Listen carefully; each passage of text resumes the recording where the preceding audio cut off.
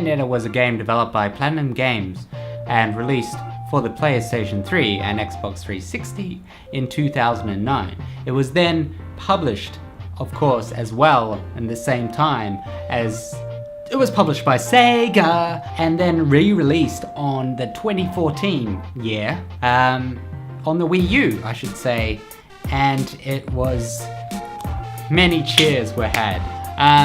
It released alongside Bayonetta 2, which I haven't played yet, and a little bit of trivia for you, I haven't played that one yet. Her hair is way too long for her, Bayonetta, and she uses it as her superpower as a witch, and she can like summon these hair fists through portals and stuff. It's pretty cool, because it comes at the end of a combo, giving you a satisfying finish to your enemies.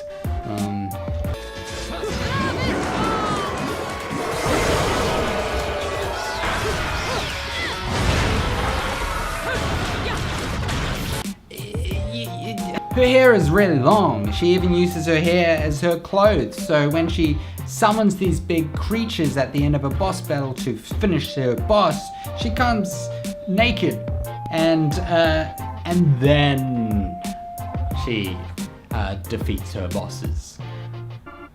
I think if I became naked, I'd be able to defeat my boss.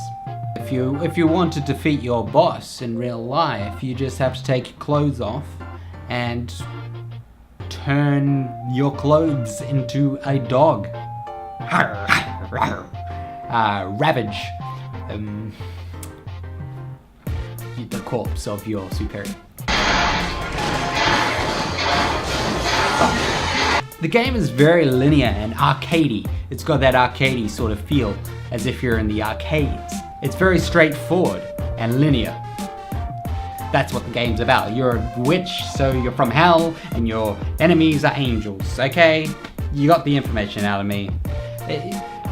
But it's not exactly like Touched by an Angel, the classic 90s TV show.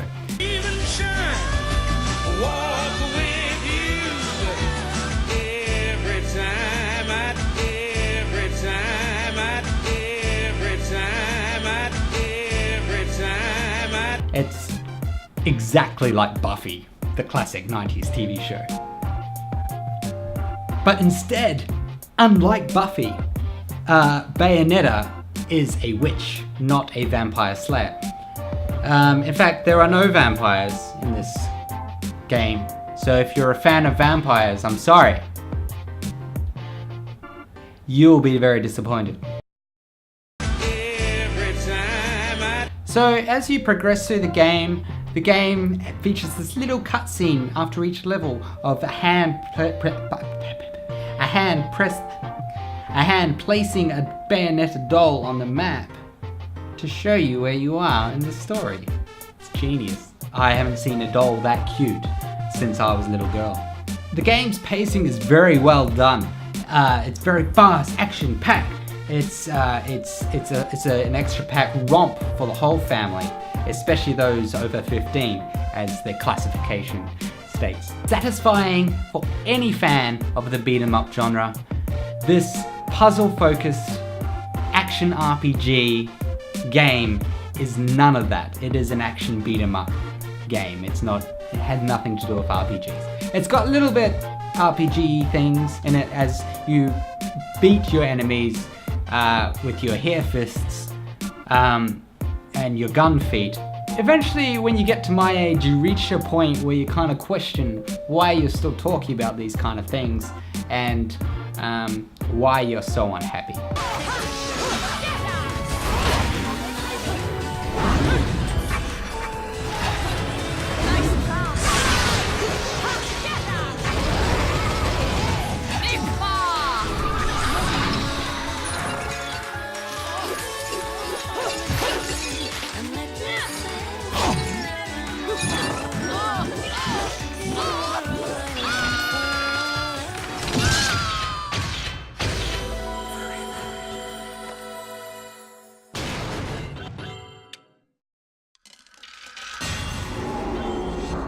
But you collect halos, which you spend at shops, at one shop, not plural, called Gates of Hell. It's obviously the Gates of Hell, and it's a pub. It's weird.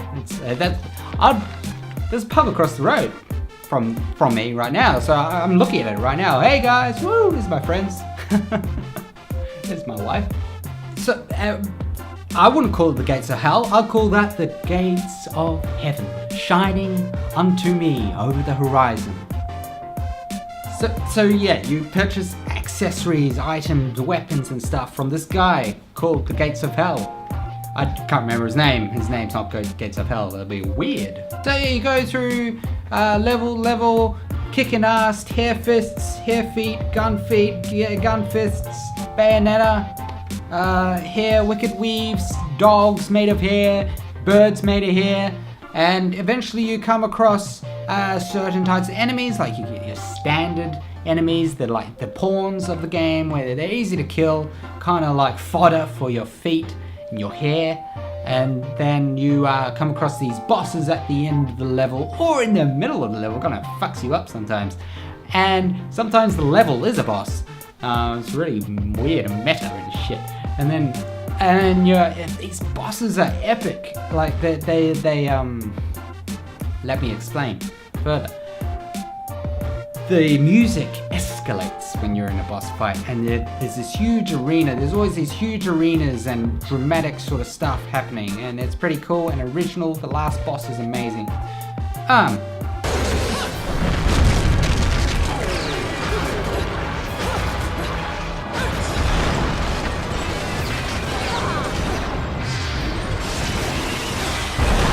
At the end of a boss, at a certain point of the boss battle, you'll of course deplete the boss's health to a certain amount, and then this climax icon comes up where you have to press the according buttons, and then you initiate a sequence called the climax. If only sex was that easy. And yeah, it's pretty cool. And it's not like a quick time event like God of War where you have to press circle and triangle, and if you fuck up, oh no. It's only one button press, and you have to press it as fast as possible to get the most halos at the end of it. And that's pretty cool. I like that kind of quick time event. It's not too intrusive, it's not too stupid. It does have a story. Don't get me wrong, it does have a story. It's about a witch who, musically, it's a beautiful thing. So basically, the music is like jazz piano sort of style, and then, yeah, it's great. Nah, it's good. The camera angles are purposely built so you can look at her features. How sexist. That's disgusting. I don't want that in my game. I want to look at men.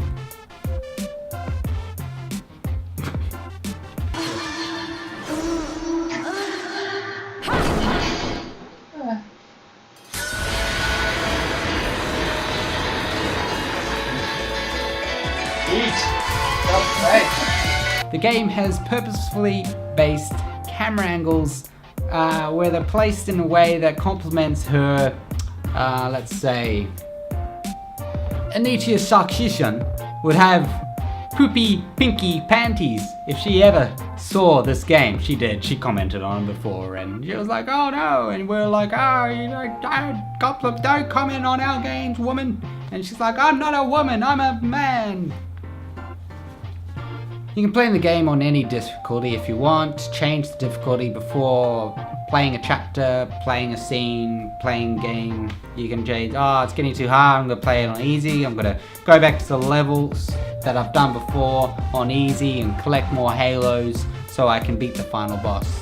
It all adds to the replayability of the game. So, and also a little bonus feature for the Wii U version, which I played, obviously, because I'm commenting on it.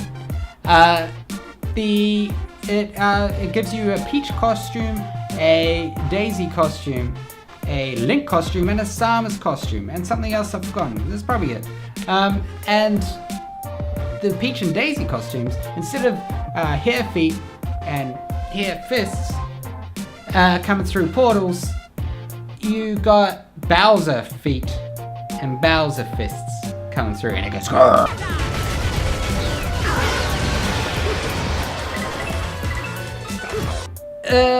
And Link, you can play as Link. Well, it's not actually Link, it's just Bayonetta dressed up like a Link thing. which really looks like, you know those awkward Santa decorations you put on this tree? It's like a triangle Santa. That's what Bayonetta looks like to me. She looks like the top of a Christmas tree.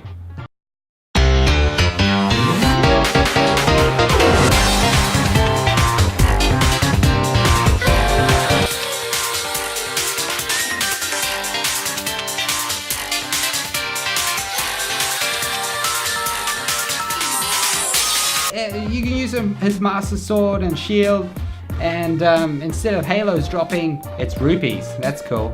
And Samus, you can use the beam cannon. I never tried it, so I don't know if it does that. All of them look weird, but I think that's the point, because the game, as I said before, it's not supposed to be taken seriously. It's just a bit of fun, which is needed in today's world. A bit of fun. So yeah. Is her hip broken? See her butt moves like a sack of balls, and that's what it looks like. Anyway, so the voice acting cringy, and the cutscenes long, the story convoluted, but you can skip all that and go straight to the gameplay, and once you do, you'll see a rewarding experience unfold before your very eyes. The characters aren't really interesting to me as well, but as I said before, you can skip all that. I really can't wait until I can afford Bayonetta 2. It gets a 7.5 from me. Why? Because it's my channel. You know what to do. Subscribe.